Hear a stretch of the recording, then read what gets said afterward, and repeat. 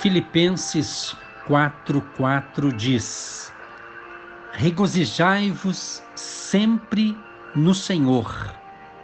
Outra vez digo, regozijai-vos. É muito interessante esse texto aqui do apóstolo Paulo. A gente percebe nitidamente que os cristãos são ordenados a regozijar-se sobre todas as circunstâncias, e a obediência é possível, pois a verdadeira alegria é no Senhor.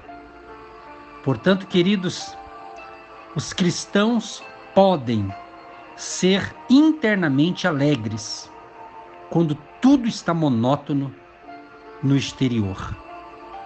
É muito interessante esta colocação, porque os tempos atuais são tempos de reflexão, de análise, mas entender que o Senhor é a nossa força. Deus é a nossa segurança. Deus é a nossa fortaleza. E quando Paulo diz, regozijai-vos sempre no Senhor, alegrai-vos sempre no Senhor, esse sempre, ele está dizendo, independente das circunstâncias, independente das tempestades, independente do que possa estar ocorrendo em nossas vidas, ele diz, alegre-se no Senhor, no Senhor. Por isso que ele diz também, o apóstolo Paulo, em Filipenses 4, verso 12, ele diz, sei estar abatido e sei também ter abundância. Em toda maneira e em todas as coisas estou instruído. Olha que interessante, né? Tanto a ter fartura como a ter fome. Tanto a ter abundância como a padecer necessidade. Aí o versículo 13, que a maioria dos cristãos conhecem, né? Filipenses 4:13. Posso todas as coisas naquele que me fortalece. Então muitos cristãos só sabem o verso 13 e exalta esse texto, que é lindo de fato esse versículo. Porém você tem que entender o 12. Paulo estava dizendo, ele aprendeu a viver em todas as situações.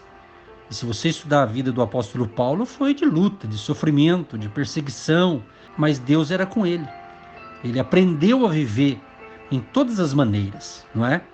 Então é o que nós também, você, eu, todo cristão, tem que entender, que o próprio Jesus disse que não seria fácil. Jesus, ele não disse que seria fácil. Ele disse que teríamos aflições. E aí dentro dessa palavra aflições, você pode imaginar um monte de coisa. Mas o Senhor é a nossa força. Nós não podemos perder a alegria do Senhor e a alegria no Senhor, em Deus. Ele é a nossa fortaleza. Olha que interessante, em 2 Coríntios 6, verso 10, Paulo também diz algo interessante. Olha só.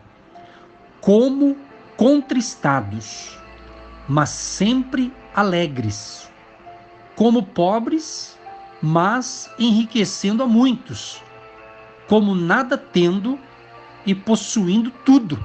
Olha que coisa impressionante a visão desse homem de Deus. Então é importante. Então, às vezes, aqui Paulo estava falando do ministério, né? Do ministério, de levar a palavra. Então, às vezes, o ministério dá motivos para que fiquemos contristados, como no comportamento de Paulo com os coríntios, né? Ele tinha vários problemas ali com a igreja de Corinto, então muitas vezes entristecia ele, né? Porém, Paulo, ele estava dizendo aqui, olha, como contristados, mas sempre alegres. Olha que interessante, né? Como pobres, não pobres, como pobres, mas enriquecendo a muitos, como nada tendo e possuindo tudo. Então isso se aplica à nossa vida cristã, à nossa vida com Deus, a nossa caminhada com o Todo-Poderoso, né? É muito interessante. E eu estava observando aqui quando ele fala contristados, né? Repetindo aqui como no comportamento de Paulo com os coríntios. Por exemplo, Paulo era, pelo menos às vezes, literalmente pobre. Exatamente. Não sei se você sabe, Paulo pagou aluguel até o final da vida dele, né? Então se veja bem, então ele não tinha riqueza material, mas Deus estava com ele ali, sustentando o homem de Deus, sustentando esta pessoa. E o mesmo Deus que Paulo prega é o nosso Deus, é o Senhor Jesus, né? Então, a gente observa pelo ministério do apóstolo Paulo que seu ministério enriquecia seus ouvintes. Olha que impressionante. Então, o ministério de Paulo enriquecia as pessoas que ouviam sua mensagem, pois Paulo seguia o exemplo do próprio Senhor Jesus. Olha que interessante isso aqui. 8, 9 de 2 Coríntios diz algo interessante. Ele diz assim: porque já sabeis a graça de nosso Senhor Jesus Cristo, que, sendo rico, por amor de vós, se fez pobre, para que pela sua pobreza enriquecesseis. Então, meu querido e minha querida, o maior e mais inspirador exemplo de generosidade é a graça de Jesus. A graça de Jesus. Sendo rico, não é uma referência à riqueza material de Jesus, não, enquanto estava na terra, mas um reconhecimento de sua condição eterna como Senhor do céu e da terra. Então se fez pobre através da total doação de si mesmo na encarnação e na crucificação.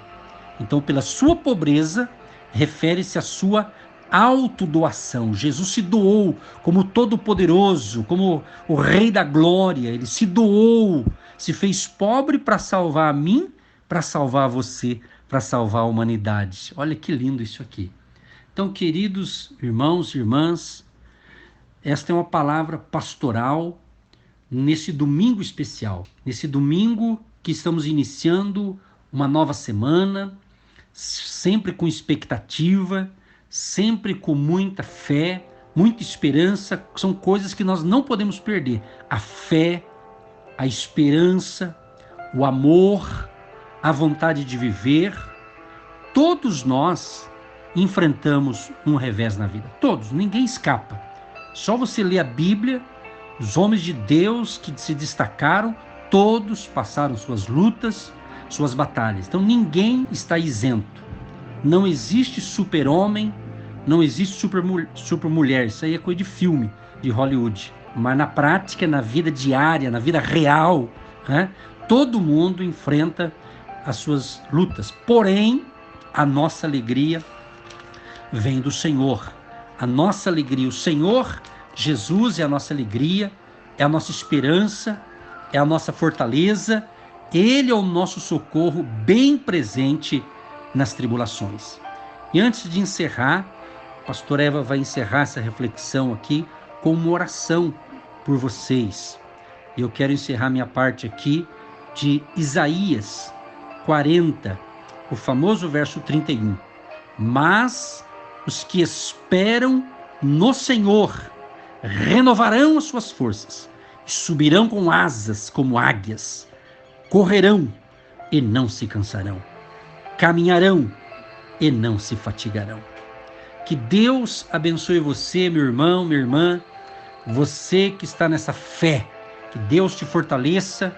Tenha um ótimo domingo, tenha uma ótima semana, em nome de Jesus. Sim, ó Deus, nesse dia nós declaramos a unção do Pai, do Filho e do Espírito Santo, fortalecendo, restaurando, restituindo as forças daquele que não tem nenhum vigor, restituindo o ânimo, a paz, a alegria, o contentamento, a unção neste lar, a unção nesta casa, a unção nesta família. Abençoa os casais, os jovens, as crianças, esse que nos ouve nesse dia, que precisa, meu Pai, se posicionar, se levantar, reagir, se animar diante das lutas, batalhas e adversidades.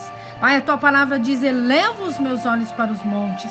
Que nesse dia essa pessoa levante o seu semblante para o autor e consumador da nossa fé, que é o nosso amado Salvador, libertador, o nosso Senhor Jesus. E esse que está recebendo Jesus como seu Senhor, Salvador, libertador, escreve o nome desse no livro da vida, para que possa recomeçar o novo tempo de unção, de vitória e de milagre, em nome de Jesus. Que Deus abençoe você.